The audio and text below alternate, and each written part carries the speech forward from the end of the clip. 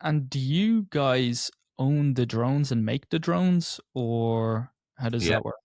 we design them, we build them, everything. Leave the PCBs, the cable harness, the carbon frame, everything. We import a lot of components, like motors, batteries, things like that.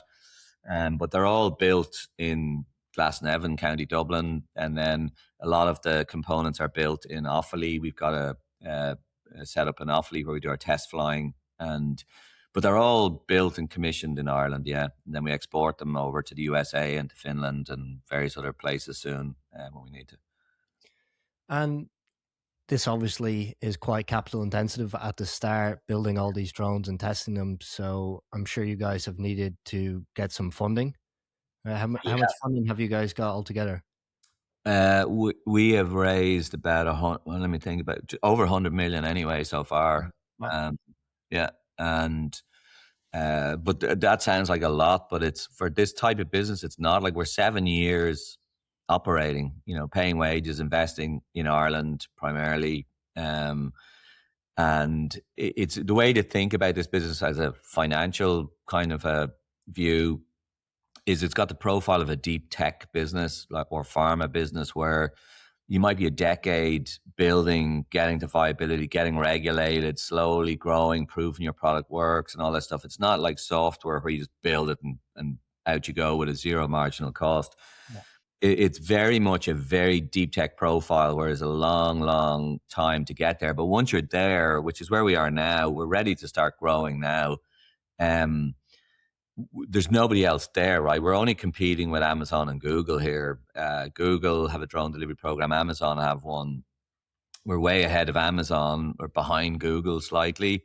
We'll catch up, but it's a very big prize, right? So the winners in this space, there'll only be a handful, less than a handful maybe, and it's a multiple trillions of dollars of headroom. So therefore, it's designed for venture capital, high risk venture capital, and it's a kind of all in type of business. We're not in it to build a small business that's profitable. We're in it to build either something that blows up or something that's gigantically successful. Nothing in between. Like we're playing roulette, not blackjack. And so far, we've been privileged to have some really strong investors behind us, even though we're in Ireland. So it's an unusual business to be in Ireland because it doesn't tend to be the same type of what I would call a moonshot bet. There's some incredible companies here, Cubic, Wayflower, I could go through a list of them, that are incredibly successful based in Ireland, but they're SaaS, conservative, high growth businesses. We're a moonshot. Like when we started, highly likely to fail. It's just too difficult. You need too much capital. You're in the wrong country. All these things. But we've done a good job, and we're still here. We just closed our Series B round, and so now we have plenty of cash in the till to do another couple of years of strong growth. And if we're successful over that phase, then we're a breakaway company, and we will be we will be doing very, very well at that point. Yeah, I can imagine that's a venture capital dream when they see Yeah, it the is. home run Yeah, strike. no, because what venture loves and what debt loves is big, big checks to write because it puts their money to work really well, and they want to see if we can get there where it's cookie cutter, and for every billion for shits and grins that you put in, you get 2 billion out. That's what they want. They don't want to bet on small, lots of small things. They want to bet big on certain things. So like, Arc Ventures is a great example of that. Arc Ventures, Cathy Wood invested in us in December, and they're a moonshot big bet company. They're the biggest investor in Tesla and SpaceX, for example, OpenAI as well. These are guys that bet big in big sectors. And they've chosen us as their drone delivery bet. So, we're doing well.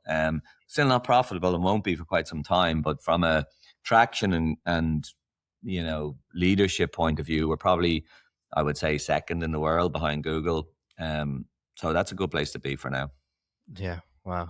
I'm wondering as well about scaling and getting the capital. So we had Pierce Dargan on recently, and we talked about scaling companies in Ireland, and the issue across the board seems to be that funding. And Yeah. Yeah. has that been a real roadblock for you guys? Like, I know you're Irish, you want to probably stay here, and then it's like, we need to get money. It's not here. Yeah, well, for sure. Like, there's another company in the US, a drone delivery company in the US, that has raised over $2 billion. We're ahead of them, but they raised $2 billion. Their last valuation, $7.5 billion.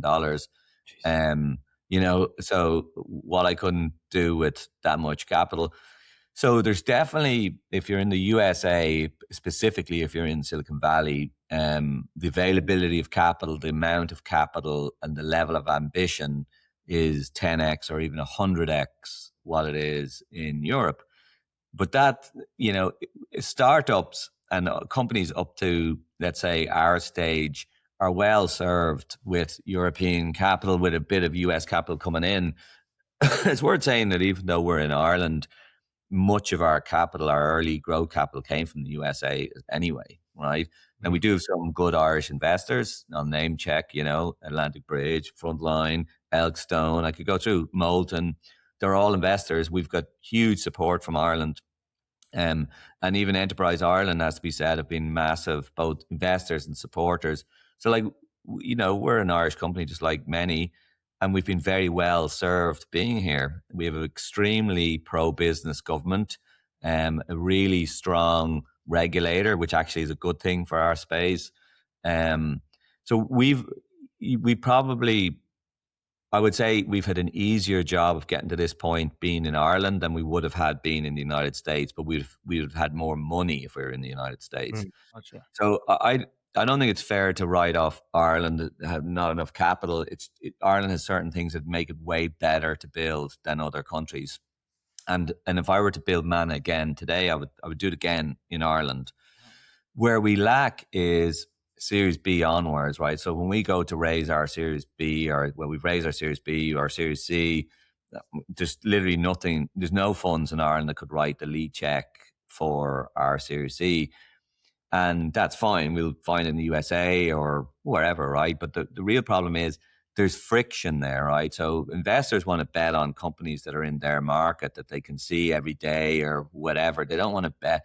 They don't even know where Ireland is in a lot of cases. So there's a bit of foreignness about us that's actually unfair friction, but it's real. And even though investors are incredibly smart and all that stuff, they prefer to back a company that's right under their nose.